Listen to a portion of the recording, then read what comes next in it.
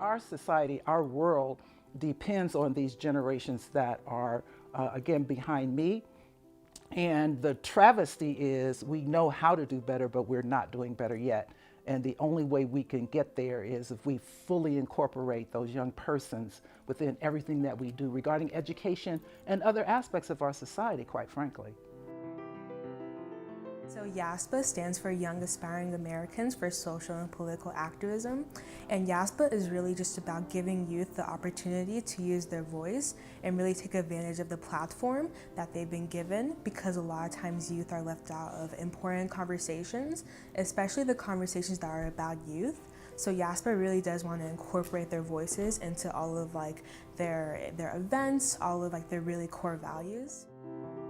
Every day we just discuss topics around social justice, environmental justice, mental health, and we just really have open conversations, and everybody just kind of talks, and we're all just one community together.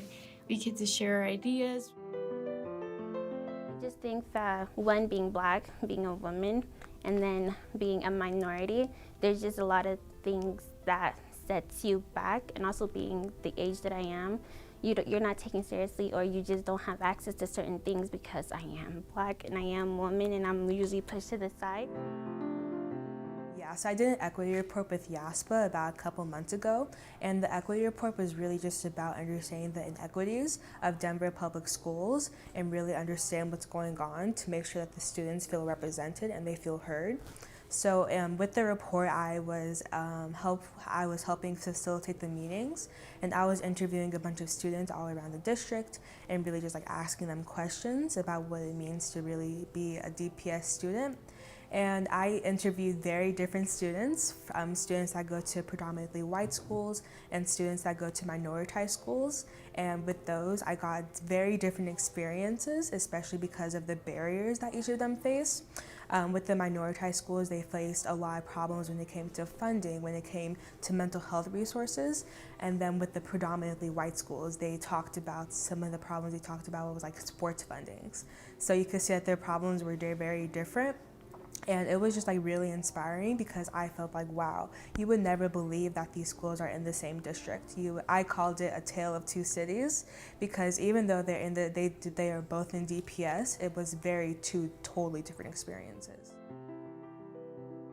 YASPA was co-founded in 2010 by Dr. Janice Mackey, an African-American woman from Aurora, Colorado, who is a social science educator.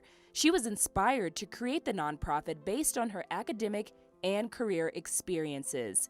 YASPA's motto is to redefine the standards to pull down the barriers. Mackey says she is committed to social justice and creating innovative experiences for youth in social science careers. And so that's what I love about YASPA is it's not adults telling you what you have to do to go make sure that your voice gets heard somewhere else. It's they know what's going on. They come tell us. We tell them what we want them to do for us. I recall hearing about YASPA many years ago when I was indeed a faculty member at the University of Colorado, Denver, and Janice Mackey, now Dr. Mackey, contacted me to work with them, and I've been impressed with their work ever since. I am a graduate of the Denver Public Schools and really felt like I received a dehumanizing education, and one that would not prepare me to be successful. So I often tell people that I succeeded despite my education, and so that initial experience with education being not positive actually led me to be an educator, because I wanted to make sure that students received what I did not. Dr. Brenda J. Allen is chair for Root Ed, an organization that funds programs in DPS that help solve inequities in their schools. Dr. Allen and Dr. Salazar were part of a recent study where YASPA students, among other local educators and community organizations, helped collect data from students, families, and educators to discover a non-biased meaning and perspective of what a quality education is in their communities. That project is about community perspectives on quality and equity in Denver Public Schools. That project consisted of interviews, of focus groups, and a survey all directed specifically towards Brown, Black, and Indigenous students and their families related to Denver Public Schools. And that was current students as well as alums. And so the goal was, if we're really striving in Denver Public Schools for equity and quality for everyone, then we absolutely need to value, respect, and incorporate voices and perspectives of those racially minoritized groups. These students are finding their voice in a way that's incredibly powerful, and that comes across in the report.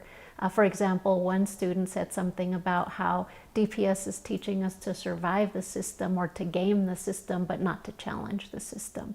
To have that knowledge at their age is phenomenal, when I didn't have that knowledge or voice until I was in a doctoral program. So I think YASPA is phenomenal around helping these students find their voice, and also helping them understand how important they are to change, societal change, but also educational change, and they want to be part of that. We all know the system goes against us, not because we're women alone, but because we're Black.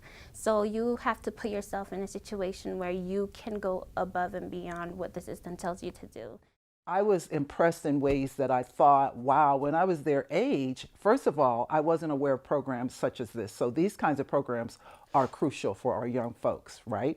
Second, I thought about, when I was their age, what kinds of things was I doing? What was I interested in? And I do recall leading a voter registration drive as a young person. So I did a little something, but nothing compared to what they're doing, because that was just one of many events that they are sponsoring related to their overall goal for YASPA.